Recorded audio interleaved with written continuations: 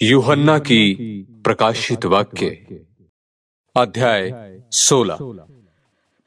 फिर मैंने मंदिर में किसी को ऊंचे शब्द से उन सातों स्वर्गदूतों से ये कहते सुना कि जाओ, परमेश्वर के प्रकोप के सातों कटोरों को पृथ्वी पर उंडेल दो।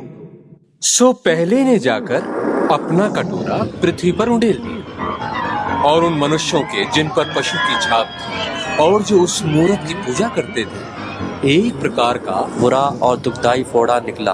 दूसरे ने अपना कटोरा समुद्र पर उंडेल दिया, और वो मरे हुए का सा लोहू बन गया, और समुद्र में का हर एक जीवधारी मर गया। और तीसरे ने अपना कटोरा नदियों और पानी के स्रोतों पर उंडेल दिया, और वे लोहू बन गए।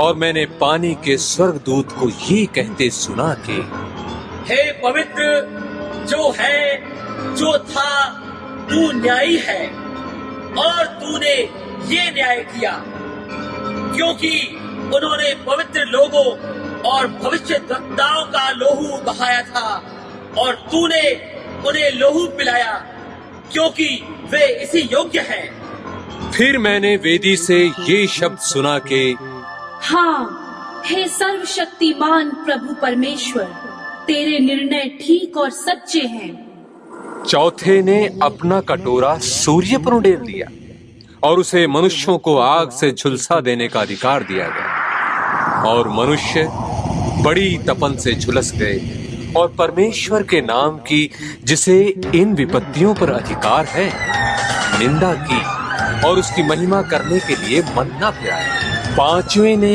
अपना कटोरा उस पशु के सिंहासन पर उंडेल दिया, और उसके राज्य पर अंधेरा छा गया, और लोग पीड़ा के मारे अपनी अपनी जीभ चबाने लगे, और अपनी पीड़ाओं और फोड़ों के कारण स्वर्ग के परमेश्वर की निंदा की, और अपने अपने कामों से मन न फिराया। छठवें ने अपना कटोरा बड़ी नदी फुरात पर उंडेल दिया, और उसका पानी सूख गया कि पूर्व दिशा के राजाओं के लिए मार्ग तैयार हो जाए।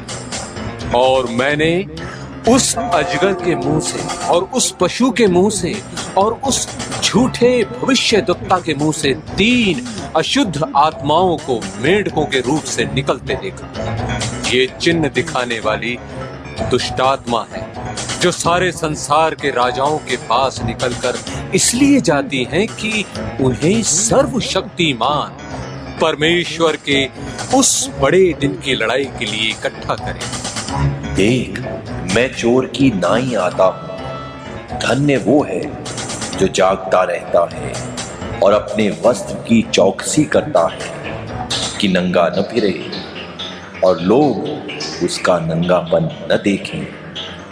और उन्होंने उनको उस जगह इकट्ठा किया जो इब्रानी में हरमगिदोन कहलाता है।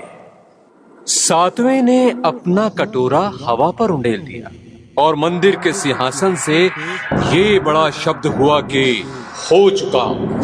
फिर बिजलियां और शब्द और गर्जन हुए, और एक ऐसा बड़ा भूमि डोल हुआ कि जब से मनुष्य की उत्पत्ति पृथ्वी पर हुई, तब से ऐसा बड़ा भूमि डोल कभी न हुआ था। और उस बड़े नगर के 3 टुकड़े हो गए, और जाति जाति के नगर गिर पड़े।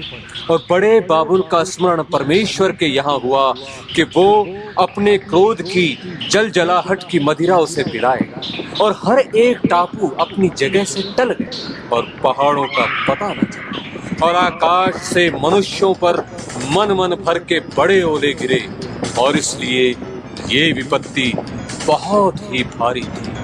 लोगों ने ओलों की विपत्ति के कारण परमेश्वर की निंदा की।